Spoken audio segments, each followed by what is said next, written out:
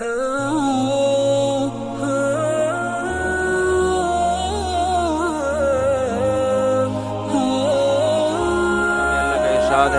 لیس البر ان تولوا وجوهکم قبل المشرق والمغرب ولكن البر من آمن بالله واليوم الآخر والملائکۃ والکتاب والنبیین. فرمایا ادھر ادھر منہ کر لینا یہ کوئی نیکی نہیں ہے.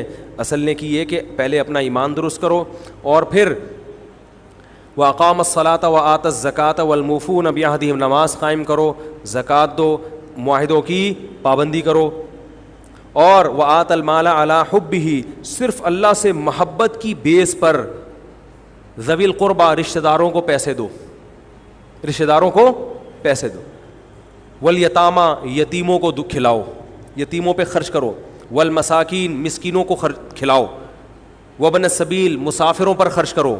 الو نہ بناؤ مسافر کو کہ اس کو کیا پتہ یہاں کے ریٹ کا تو الو بناؤ اس کو، ایسا نہیں، مسافروں کا خیال کرو. تو یہ 4 قسم کے طبقے پر احسان کرو، اور نماز بھی قائم کرو اور زکوٰۃ الگ سے دو. اور والصابرین فی البأساء والضراء، کوئی پریشانی آئے تو صبر کرو، چاہے وہ مالی پریشانی ہو، فی البأساء والضراء، جسمانی پریشانی. وحین البأس، اگر میدان جنگ میں لڑنا پڑے تو میدان جنگ میں صبر سے لڑو. اولئک الذین صدقوا، اللہ فرماتے ہیں جن لوگوں کی یہ صفات ہیں یہ ہیں سچے ایمان کے دعوے میں.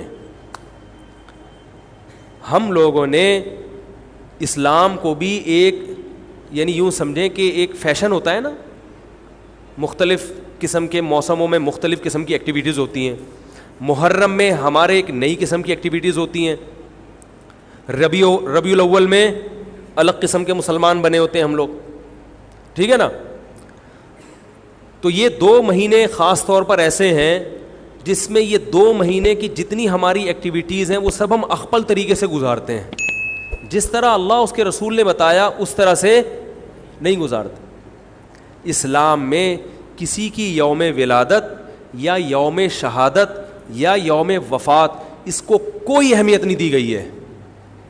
اگر دی گئی ہوتی تو سب سے پہلے محمد صلی اللہ علیہ وسلم کا یوم وفات کا دن ایسا تھا کہ اس پہ ہمیں غم منانے کا حکم دیا جاتا، اور یوم ولادت ایسی تھی جس پہ ہمیں خوشی منانے کا حکم دیا جاتا. کہیں بھی نہیں ملتا ہمیں. بعض حضرات یہ کہتے ہیں کہ آپ صلی اللہ علیہ وسلم کو خواب آیا تھا جس میں بتایا گیا کہ آپ کے نواسے حضرت حسین جو جنت کے سرداروں کے، جنت کے نوجوانوں کے سردار ہیں، ان کو آپ کی امت شہید کرے گی. تو آپ بلک بلک کے رونے لگے. اس سے بعض لوگ استدلال کرتے ہیں دیکھو غم حسین میں رونا چاہیے. تو یاد رکھو نبی صلی اللہ علیہ وسلم کو جب اطلاع ملی آپ کو غم ہو آپ روئے، تو جب بھی کوئی غم کسی کو پہنچتا ہے اس کی آنکھوں سے آنسو نکلنا یہ نیچرل ہے. تو ایسی خبر کو سن کے آپ کو رونا آ جائے تو یہ سنت ہے، اس میں کوئی حرج نہیں ہے. لیکن کیا ہر سال نبی صلی اللہ علیہ وسلم جس دن یہ خواب آیا تھا تو اگلے سال اسی تاریخ میں دوبارہ روئے، پھر اسی تاریخ میں دوبارہ روئے؟ بھائی جب غم کی خبر ملی تو روئے آپ صلی اللہ علیہ وسلم. حضرت جعفر طیار آپ کے چچا زاد بھائی، ان کی شہادت کی آپ کو اطلاع ملی تو بھی آپ کے آنکھوں سے آنسو جاری ہوئے. تو کیا اب حضرت جعفر کے غم میں رونا بھی سنت ہوگا؟ بولو نا بھائی. اگر آپ صلی اللہ علیہ وسلم حضرت عثمان کے دور میں زندہ ہوتے اور اس طرح بے دردی سے حضرت عثمان کو شہید کیا جاتا تو کیا آپ نہ روتے ہیں بھائی؟ تو پھر حضرت عثمان کی یوم شہادت پہ رونا بھی کیا ہے؟ سنت ہونا چاہیے نا. حضرت عثمان کی شہادت کی نبی کو اطلاع ملی تھی، وہ جھوٹی افواہ تھی.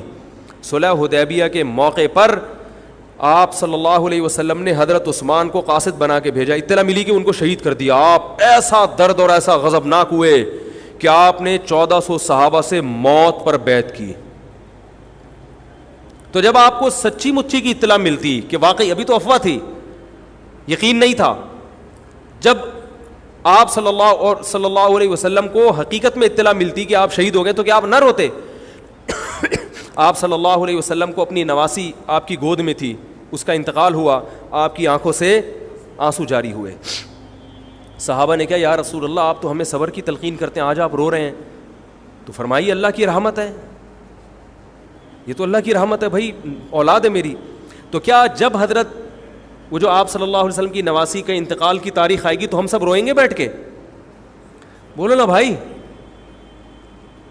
تو کہاں کی کہاں لگا دیتے ہیں. دیکھو ہر بدعت کو جائز کرنے کے لیے نا کچھ دلیل ہر ایک کو مل جاتی ہے. تو میں بار بار کہتا ہوں جو شیعہ حضرات ہیں ان کا مسلک ہے, وہ تو صحابہ کو نہیں مانتے, تو ان کا جو مسلک ہے ان کو کرنے دیں, ان کے کام میں ٹانگ نہ اڑائیں, نہ ان سے بحث کریں, نہ ان کے کام میں ٹانگ اڑائیں. بولے بھائی آپ کا مسلک ہے آپ کریں. میں کہتا ہوں جو سنی لوگ ہیں جن کے اصول ہی الگ ہیں ان سے, وہ یہ سب کیوں کر رہے ہیں؟ بھائی یا تو ادھر ہو جاؤ, شیعہ بن جاؤ. کس نے روکا ہے؟ کوئی گورنمنٹ کی طرف سے پابندی تھوڑی ہے, کوئی پابندی نہیں ہے. آپ شیعہ بن جائے کوئی نہیں روکے گا آپ کو. کوئی شیعہ سنی بننا چاہے اسے کوئی نہیں روکتا, کوئی سنی شیعہ بننا چاہے اسے کوئی نہیں روکتا.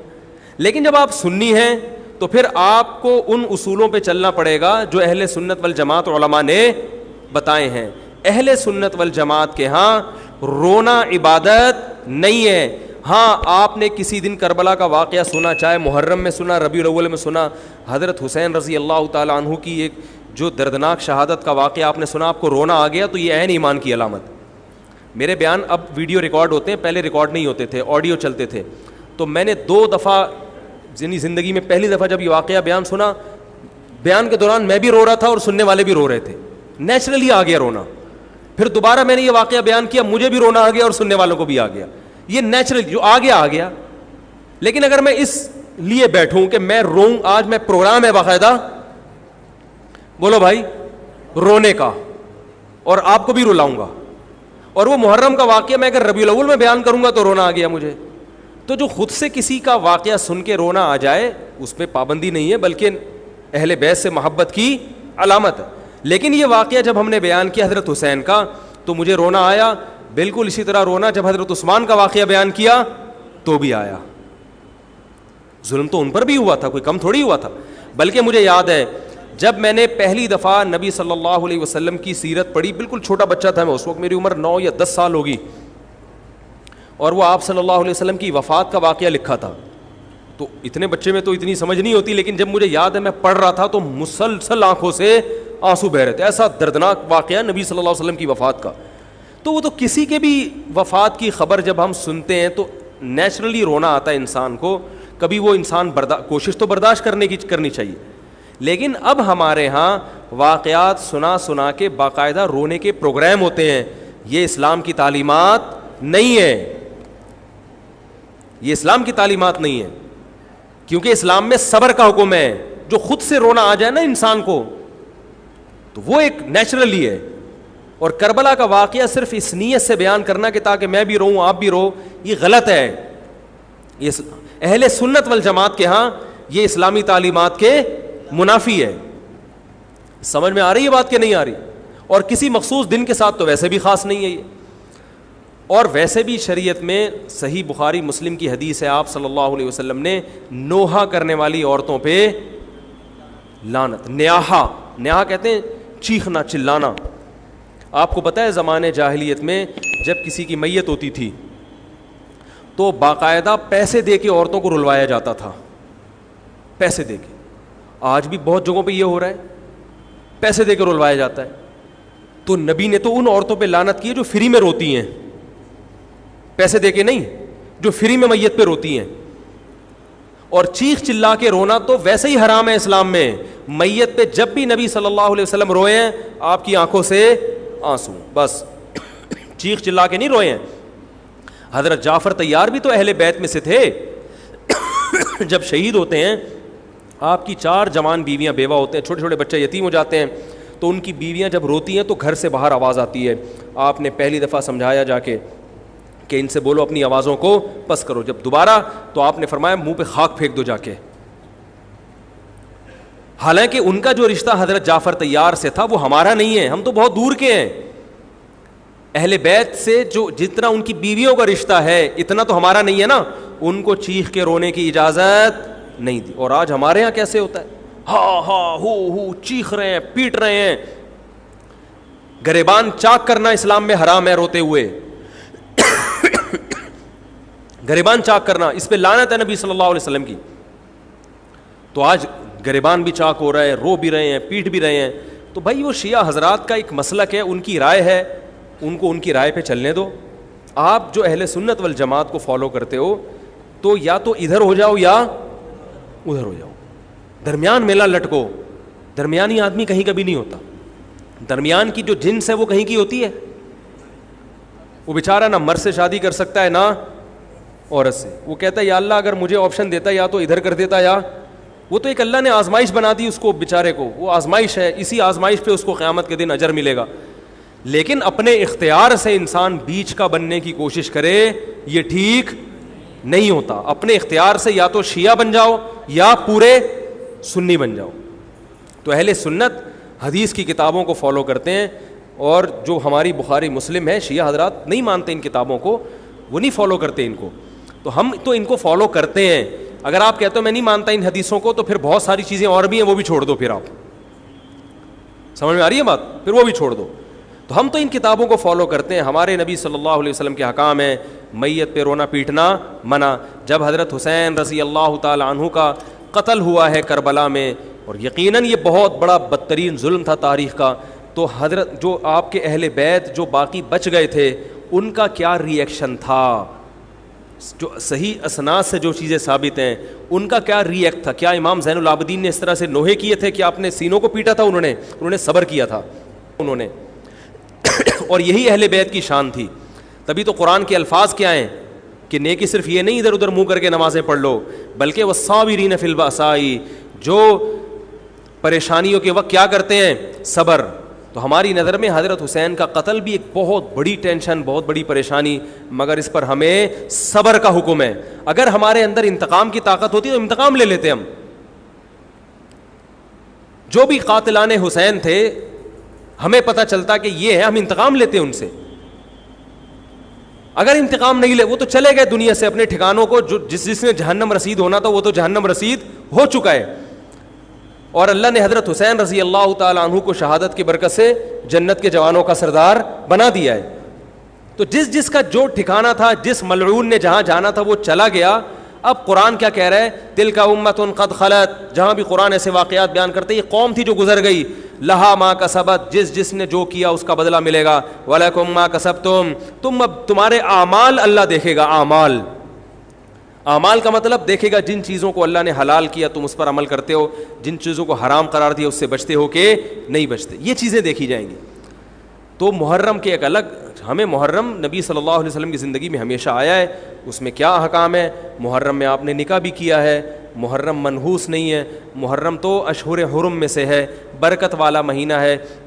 اس میں جو کام کیا جائے گا اس میں برکت ہوگی. اس میں شادی بیاہ کریں گے اس میں انشاءاللہ برکت ہوگی.